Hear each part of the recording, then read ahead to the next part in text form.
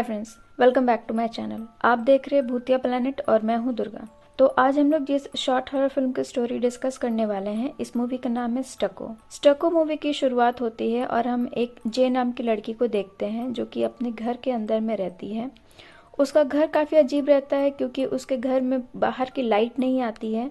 वो अपने घर के सारे खिड़की और दरवाज़ों को बंद कर लेती है ताकि बाहर की लाइट के अंदर नहीं आ पाए। वो ऐसा इसलिए करती है क्योंकि जे को एक मेंटल प्रॉब्लम होता है जिसे एग्रोफोबिया कहते हैं। एक्चुअली जे को इस बीमारी के कारण ऐसा लगता है कि उसके आसपास की जगह उसके लिए सेफ नहीं है, तो उसे सबसे सेफेस्ट जगह अपना घर लगता है और वो सारे खिड़की दरवाजों को बंद करके रखती है ताकि कोई भी उसे हार्म ना पहुंचा पाए। अब चूंकि वो घर पर अकेले रहती है, वो देखती है कि उसके घर की जो भी ग्रोसरीज थी वो खत्म हो गई है, तो वो ऑनलाइन ग्रोसरी स्टोर से ग्रोसरीज ऑर्डर करती है। अब जब ग्रोसरी उसके घर पे डिलीवर करने के लिए आता है, उसके घर पे बेल बजाता है, लेकिन वो डर से गेट भी नहीं खोल पाती है।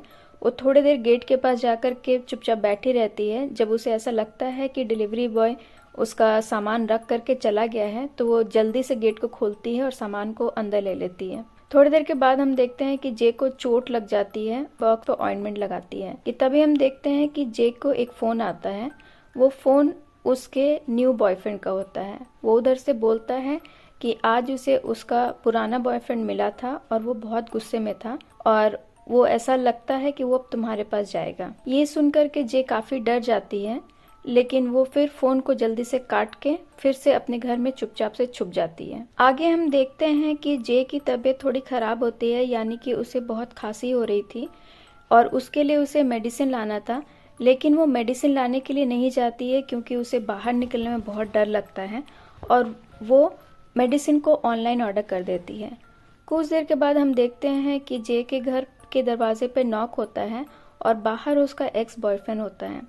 अब वो जोर जोर से गेट को और उसके खिड़की को नॉक करने लगता है, लेकिन जे डर के कारण उसका गेट नहीं खोलती है ताकि वो अंदर ना आ पाए। आखिर में उसका बॉयफ्रेंड फ्रस्ट्रेट होकर के उसके विंडो पे एक नोट चिपका देता है जिसमें लिखता है कि वो उसे इग्नोर नहीं कर सकती है। अब ये देख करके जे पुलिस को फोन करती है और पुलिस उसके घर पे आता है, इन्वेस्टिगेशन करता है और वो जे को बोलती है कि उसे अपने घर में एक सिक्योरिटी कैमरा इंस्टॉल कर लेना चाहिए ताकि वो अपने घर में होने वाली हर घटना पे नजर रख पाए। इससे वो सेफ रह पाएगी। अब हम नेक्स्ट सीन में देखते हैं कि जे अपने डॉक्टर के साथ में ऑनलाइन कंसल्टेशन कर रही होती है। उसकी डॉक्टर उसे बोलती है कि वो बहुत दिनों से घर से बाहर नहीं निकली है और उसके लिए यही बेटर होगा कि वो बाहर निकले और कम से कम वो उसके क्लिनिक में जा करके अपना ट्रीटमेंट कराए। जे उसे बोलती है कि वो बाहर जाएगी। उसका डॉक्टर नोटिस करती है कि जे को खांसी हो गई है, तो वो जे को एडवाइस देती है कि वो मेडिकल शॉप से जा करके अपनी मेडिसिन ले करके आए। अब जे रेडी होती है और बाहर जाने की जैसी कोशिश करती है कि फिर से उसे पैनिक अटैक आता है और वो बाहर नहीं जा। वो मेडिसिन भी ऑनलाइन ऑर्डर कर लेती है। मीनवाइल जे अपने घर में वीडियोस देखती है मेडिटेशन के लिए। वो वीडियोस देख करके मेडिटेशन करने की कोशिश करती है।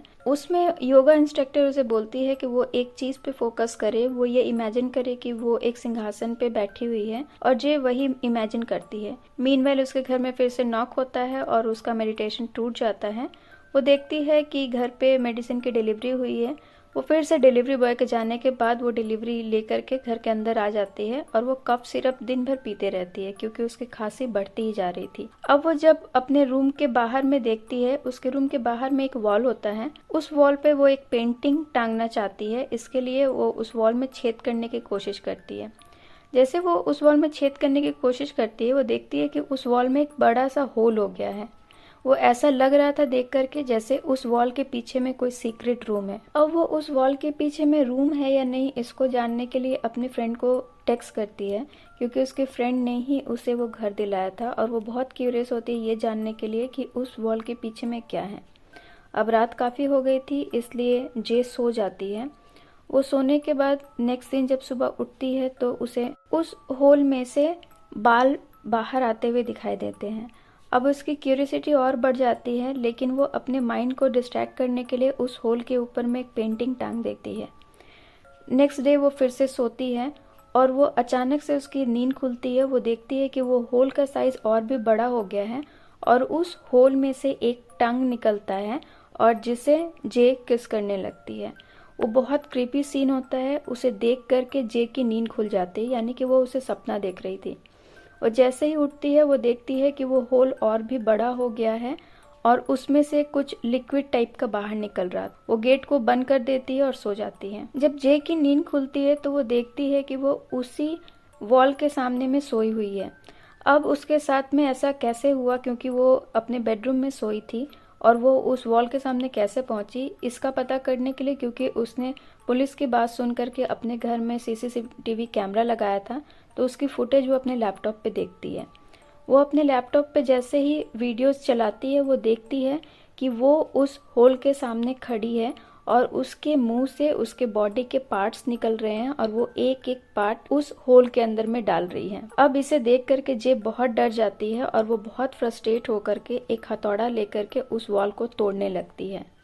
फाइनली वो उस वॉल को तोड़ देती है। वो वॉल तोड़ने के बाद देखती है कि वहाँ पे एक बड़ा सा अंधेरा रूम है। वो उस रूम में जैसे ही आगे जाती है उसे एक सिंहासन मिलता है। वो सिंहासन काफी क्रीपी होता है क्योंकि वो पूरा ह्यूमन ऑर्गन यानी कि इंसानों के बॉडी पार्ट से बना हुआ होता है।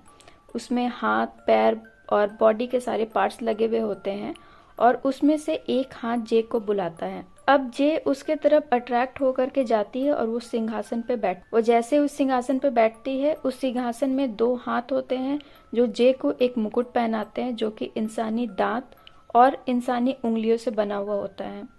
अब वो जैसे ही वो मुकुट जे को पहनाते वो थोड़ी देर के लिए बहुत रिलैक्स हो जाती है, लेकिन धीरे धीरे उस सिंहासन में बाकी जितने भी बॉडी पार्ट्स, जितने भी हाथ लगे हुए थे, वो सब मिलकर के जे पे हमला कर देती है, उसे मारने की कोशिश करती है। अब जे के पास जो हैमर होता है वो उसे उठा करके उस सिंहासन को तोड़ने लगती है।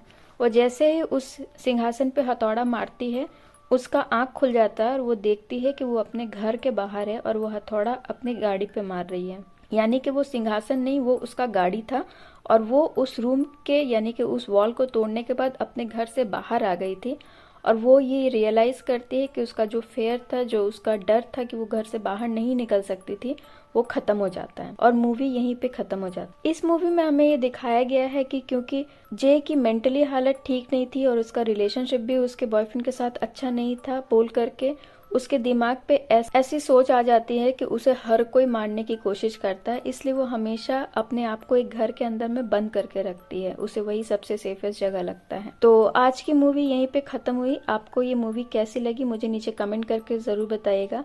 मूवी काफ़ी अच्छी है, अगर आप देखना चाहें तो मैं आपको इस मूवी का लिंक नीचे डिस्क्रिप्शन बॉक्स में दे दूंगी, आप चाहे तो इसे देख सकते हैं। और अगर आपने अभी तक मेरे वीडियो को लाइक नहीं किया है तो प्लीज़ इसे लाइक कर दीजिए और अगर चैनल को सब्सक्राइब नहीं किया है तो प्लीज़ प्लीज़ प्लीज़ इसे सब्सक्राइब कर दीजिए, ये मेरे लिए बहुत हेल्पफुल होगा।